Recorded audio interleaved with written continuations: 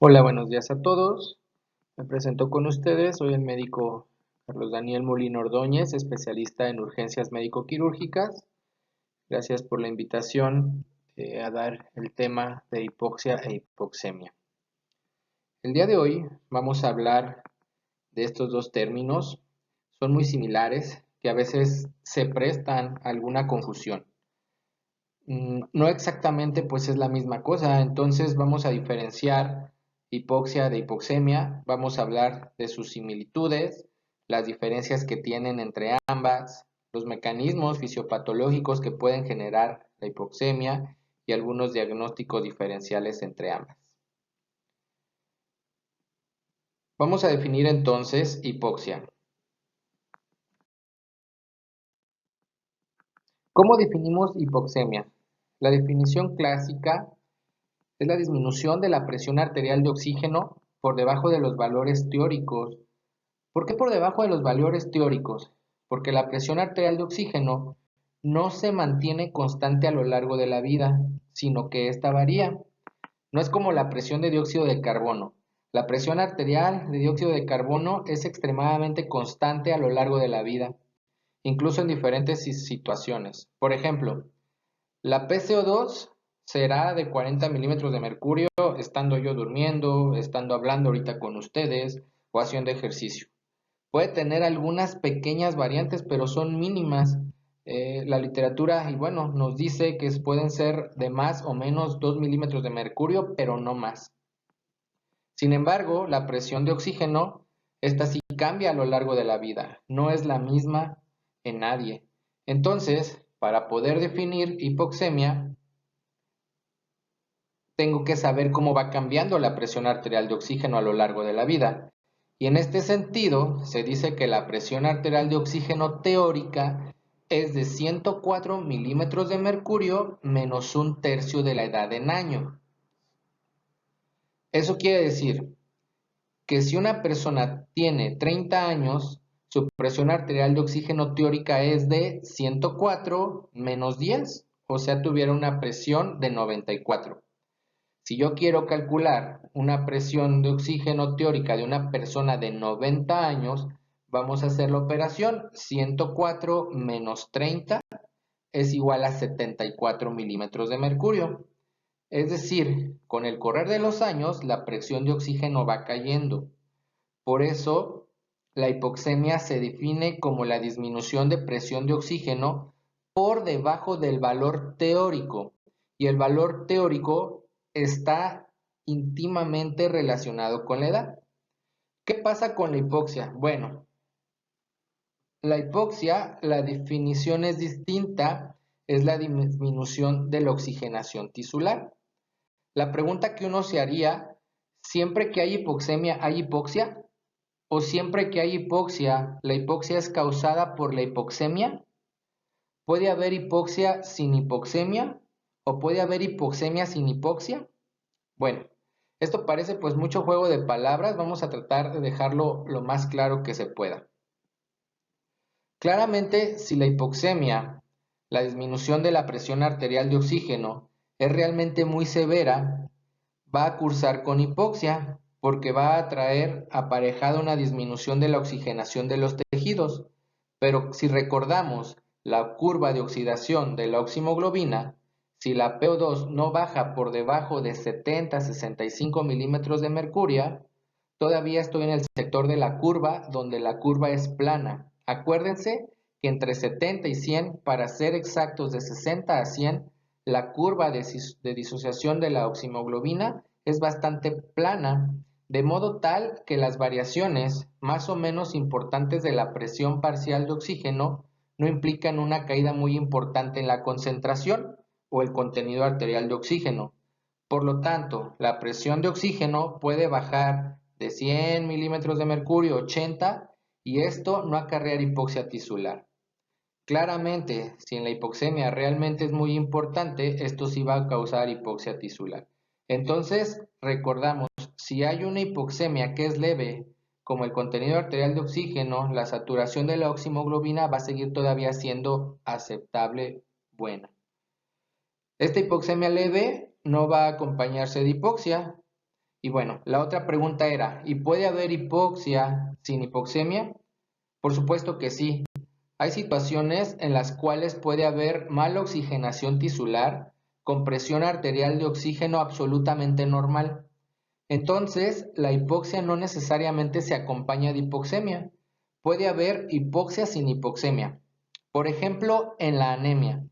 En la anemia yo tengo una cantidad de hemoglobina reducida, por lo tanto, tengo una cantidad transportadora de oxígeno reducida. Y la anemia, cuando es severa, va a comprometer la oxigenación tisular, va a generar hipoxia.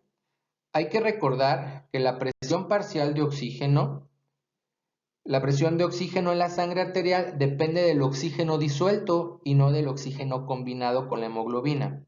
Entonces, en la anemia, yo voy a tener poco oxígeno combinado con hemoglobina que me puede causar hipoxia, pero el oxígeno disuelto físicamente va a ser normal, por lo cual la presión de oxígeno va a ser normal. Anemia es un ejemplo de hipoxia sin hipoxemia. Otro ejemplo es el bajo volumen minuto cardíaco. Aparte de tener la hemoglobina adecuadamente oxigenada, tengo que tener un buen volumen minuto para que lleve la hemoglobina bien oxigenada desde los pulmones hacia los tejidos. Si yo tengo bajo volumen minuto, aunque tenga una concentración de hemoglobina adecuada, aunque esa hemoglobina está adecuadamente saturada, ese bajo volumen minuto me va a causar hipoxia. Nuevamente un ejemplo de hipoxia sin hipoxemia. Y en tercer lugar, son algunas intoxicaciones. Por ejemplo, el cianuro provoca una alteración del citocromo oxidasa y produce una alteración de la glucólisis aeróbica a nivel mitocondrial. Esa es otra causa de hipoxia, falta de oxígeno en los tejidos, pero sin hipoxemia.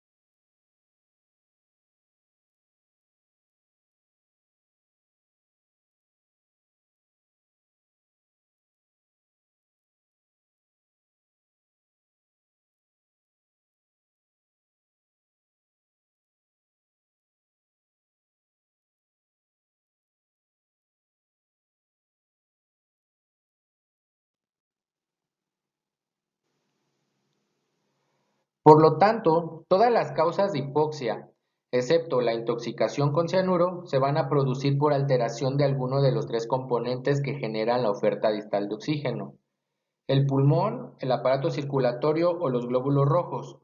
Ejemplo, si yo tengo una alteración en la oxigenación pulmonar, voy a tener lo que se le conoce como hipoxia anóxica, por disminución de la presión arterial de oxígeno. Habíamos dicho que cuando la presión arterial de oxígeno cae lo suficiente como para disminuir la saturación de la oximoglobina por debajo del 90%, eso empieza a generar hipoxia. Si yo ahora tengo una alteración circulatoria, una caída del volumen cardíaco, voy a tener hipoxia de causa circulatoria. Y por último, si tengo una disminución de la concentración de hemoglobina, voy a tener una hipoxia de tipo anémico. Vimos entonces cuáles eran las causas de hipoxia y vamos a ver ahora cuáles son los mecanismos fisiopatológicos que pueden generar hipoxemia. Por supuesto, la hipoxemia tiene una causa que no es patológica, sino que es algo fisiológico y que es la lipoaérea. Es decir, cuando uno se traslada a mayor altura, cae la presión barométrica y eso determina una caída de la presión expiratoria de oxígeno y genera hipoxemia. Pero bueno, esto es una causa fisiológica. Excluyéndola, ¿cuáles son los mecanismos fisiopatológicos que pueden generar hipoxemia? Una es la hipoventilación alveolar, otra es los trastornos en la difusión, otra son las alteraciones de la relación ventilación-perfusión y por último el shunt o cortocircuito. Vamos a ir analizando cada uno de ellos y qué características nos distinguen entre sí.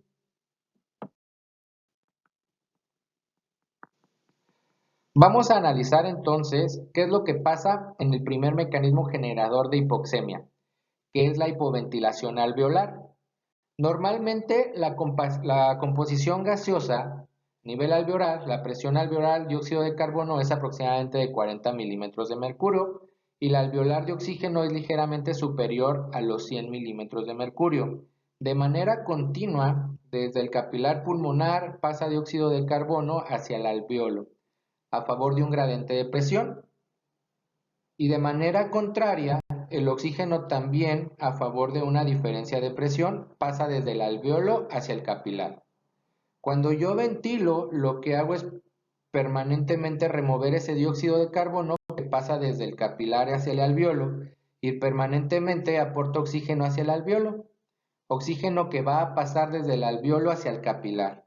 Si por algún motivo yo hipoventilo, se van a alterar no solamente la remoción de ese dióxido de carbono del alveolo, sino que se va a alterar también el aporte de oxígeno hacia los alveolos.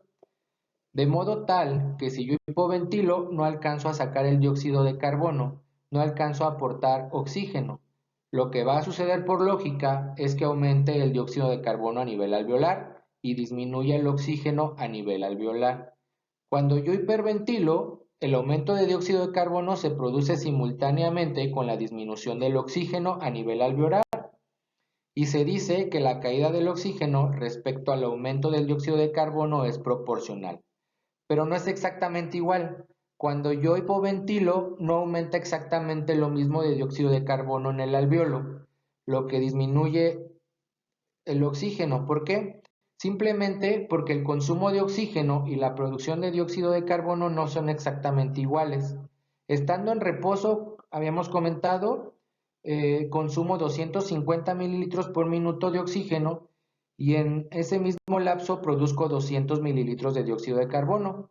Como se consume más oxígeno que lo que se produce de dióxido de carbono, cuando yo hipoventilo, la presión de oxígeno va a caer un poco más de lo que aumente la PCO2.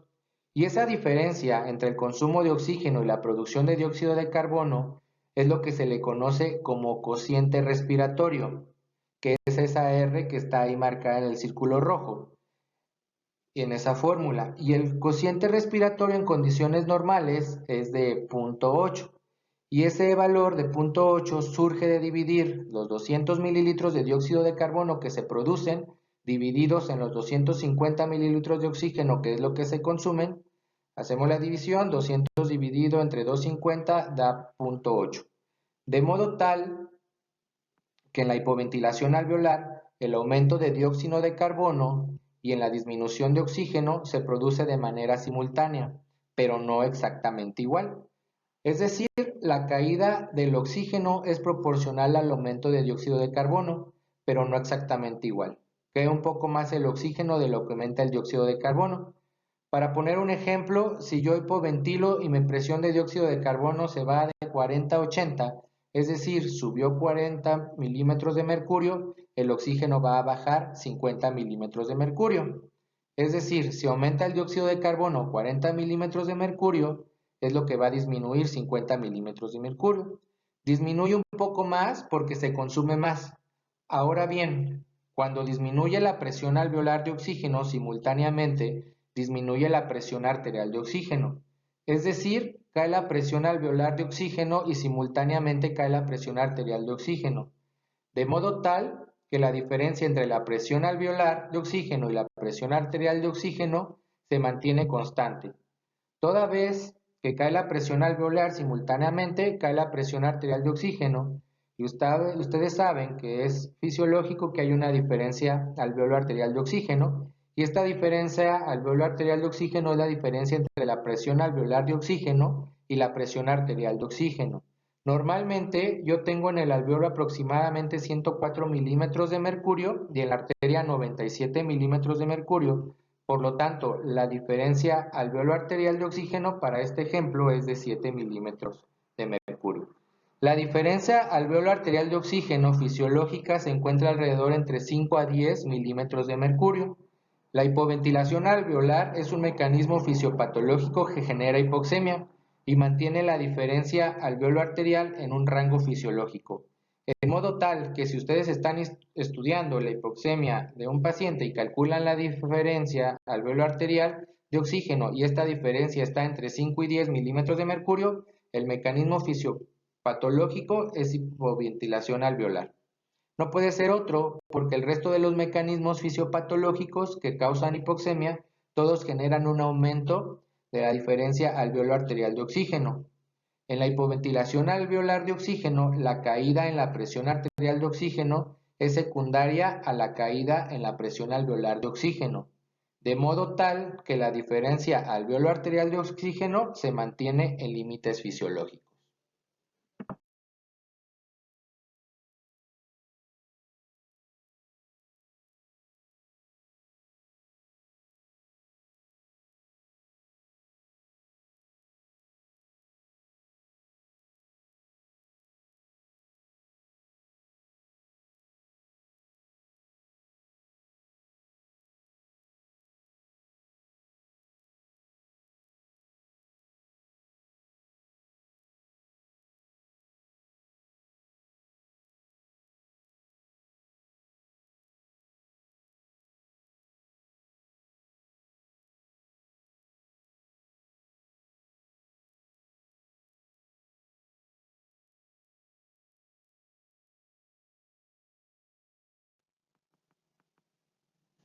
Analizaremos ahora el segundo mecanismo fisiopatológico que puede generar hipoxemia, que son los trastornos en la difusión. Si nosotros analizamos las características de la membrana que genera la difusión o de las células que dependen de la difusión, tenemos que hablar de algo que se llama la ley de Fick. Hay que recordar que la difusión tiene un componente que es sanguíneo y otro que tiene que ver con la membrana, que es lo que estudia precisamente la ley de Fick. Dice que la difusión es directamente proporcional al área de intercambio, es directamente proporcional a la diferencia de presión de los gases difundida uno a otro lado de la membrana. Es proporcional a un coeficiente que es propio de cada gas, que es el coeficiente de difusión, y es inversamente proporcional al grosor de la membrana. El paradigma de las enfermedades que causan la alteración de la difusión, que son la fibrosis pulmonar o las enfermedades del intersticio pulmonar, se caracterizan por alterar el grosor de la membrana. Pero cualquier cosa que produzca alteraciones en el intercambio, alteraciones en la diferencia de presiones por grosor de la membrana van a causar algún trastorno en la difusión. Resumiendo entonces, las características de las alteraciones de la difusión nunca producen aumento de dióxido de carbono, recordando que el dióxido de carbono es 20 veces más difusible que el oxígeno. Si el trastorno de la difusión genera una caída de la PO2 por debajo de 60 milímetros de mercurio, esta caída es el umbral para que el estímulo del quimiorreceptor periférico. Entonces, si se genera una caída por debajo de 60 de la presión arterial de oxígeno, se estimula el quimiorreceptor, se produce hiperventilación y esta hiperventilación alveolar produce descenso del CO2. Es decir, en los trastornos de difusión, la patente gasométrica más frecuente es hipoxemia con hipocapnia. La hipocapnia entonces está causada porque la hipoxia, cuando cae la PO2 por debajo de 60, estimula el quimiorreceptor periférico. Esto genera aumento de la ventilación alveolar y aumento de la ventilación, aparejado con un descenso del CO2. Entonces, como les comentaba, la patente gasométrica, pues hipoxemia más hipocapnia. Todos los trastornos de la difusión aumentan en la diferencia alveolo arterial de oxígeno. Si hay una alteración en la transferencia de oxígeno del alveolo a la arteria, es lógico que el oxígeno en el alveolo sea mayor que en la arteria, porque está alterada su transferencia y al igual que la hipoventilación alveolar, la hipoxemia generalizada por el trastorno de difusión corrige con la administración de oxígeno. Si yo doy oxígeno, aumenta mucho el PO2 en el alveolo, aumenta la diferencia de presión de ambos lados de la membrana y esto, de uno de los componentes del principio de Fick, al aumentar enormemente la diferencia de presión de ambos lados de la membrana de oxígeno, empieza a hacer y a difundirse y se corrige perfectamente la hipoxemia. Recordar siempre que en los trastornos de difusión que generan hipoxemia se acompañan de algún grado de alteración de la relación ventilación-perfusión.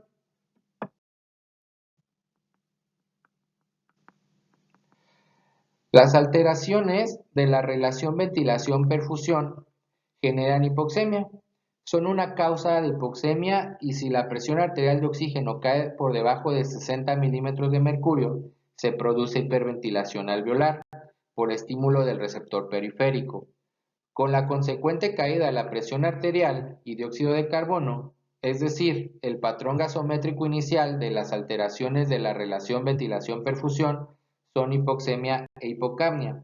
Ahora bien, si el trastorno de la relación ventilación-perfusión es muy severo y compromete a la mayoría de los alveolos, puede producirse un aumento de la presión arterial de dióxido de carbono, pero esta hipercapnia aparece tardíamente y la hipoxemia es desproporcionada a la hipercapnia.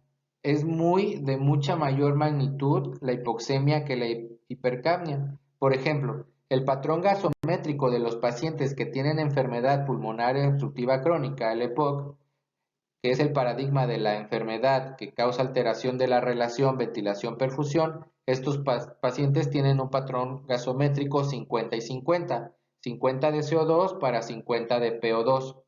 Y otra característica que tiene la alteración de la relación ventilación-perfusión es que aumenta la diferencia alveolo arterial de oxígeno y esto es común a las hipoxemias por alteración de la difusión, alteración de la relación de la BQ y aquellas que causan por Schum.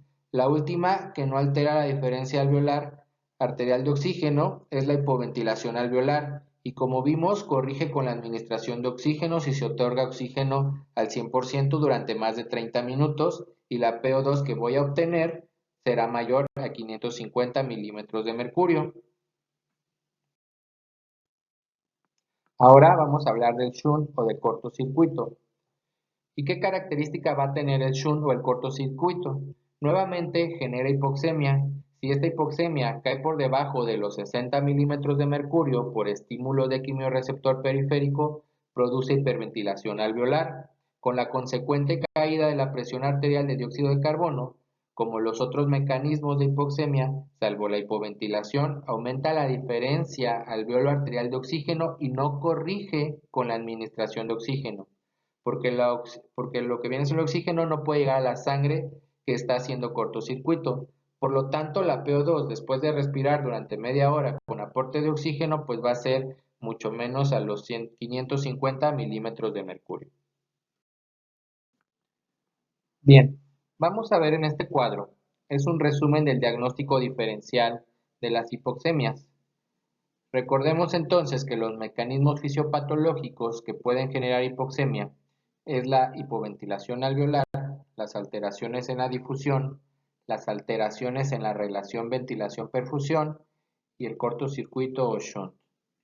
El mecanismo más frecuente involucrado en el desarrollo de la hipoxemia son las alteraciones de la relación ventilación-perfusión, son las más frecuentes. Y recordar también que de estos cuatro mecanismos, tres de ellos corrigen con la administración de oxígeno.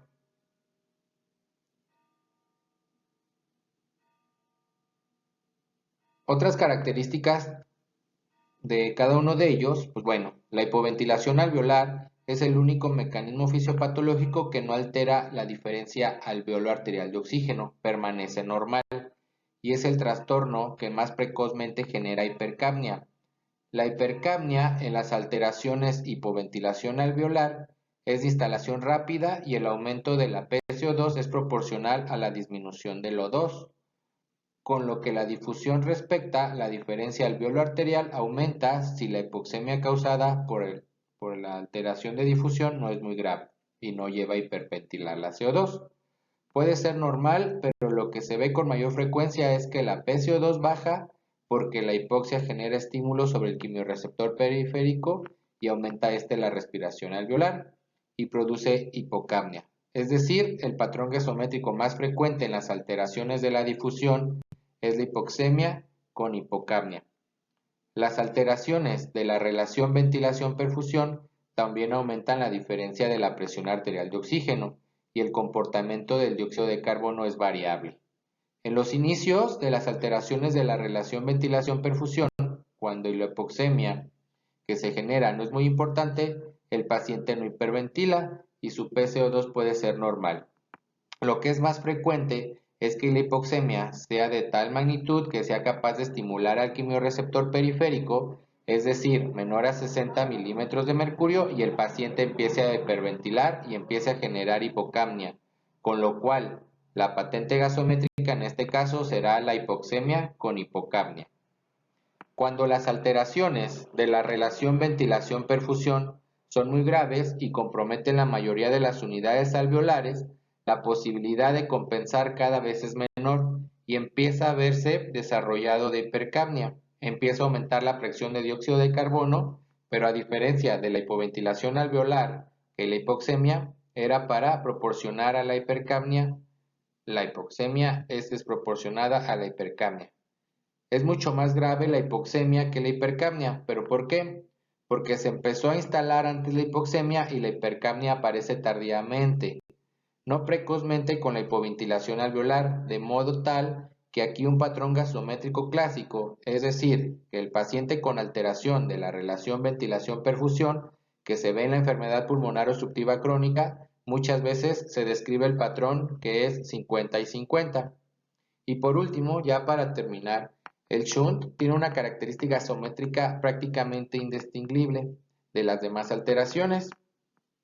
Cursa con un diferencial de relación alveolo capilar de oxígeno aumentada, cursa con un PCO2 normal y más frecuentemente disminuida, pero lo que distingue el shunt del resto de las alteraciones que generan hipoxemia es por no corregir con la administración de oxígeno.